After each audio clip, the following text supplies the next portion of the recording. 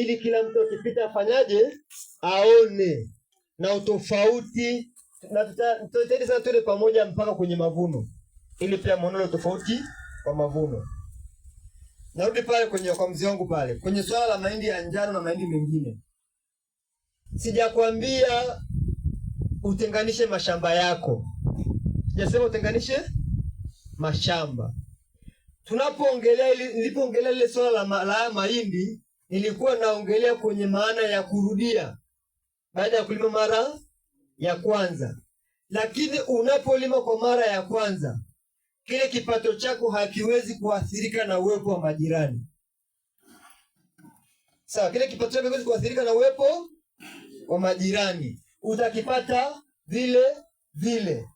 Kitaathirika utakapokuja kurudia ile mbegu mara ya pili au kwa sababu kadri unavyorudia ndivyo kadri unavyozidi, tunasema inachafuka. Kadri unavyozidi kufanyaje? Kuchafuka.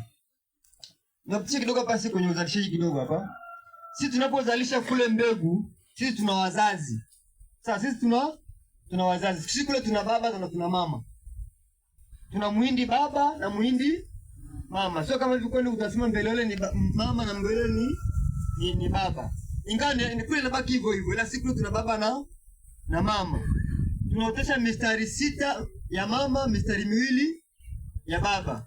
Inapofikia kutoa mbelewele, inapofikia kuanza kuchomoza zile mbelewele za mama zote tunazichomoa.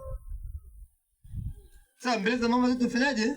Tunazichomoa. Tunategemea vumbi la mbelewele kutoka wapi?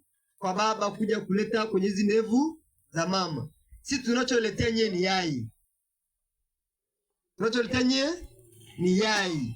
Kwa hiyo lile yai, nyie hizi mlolongo mzima wa huku nyuma uzalishaji tumefanyaje? Tumewaondolea. Kwa hiyo kinachotokea sasa, wewe unapootesha ile zamsidi 606, maana yake ina sifa za zamsidi 606. Unapokuwa na majirani, utakachokivuna pale ni kizazi ambacho kisichokuwa na jina. Maana hapo kuna mahindi ya njano ndani yake, kuna mahindi ya kuchota ndani, kuna mahindi sijui meusi, kuna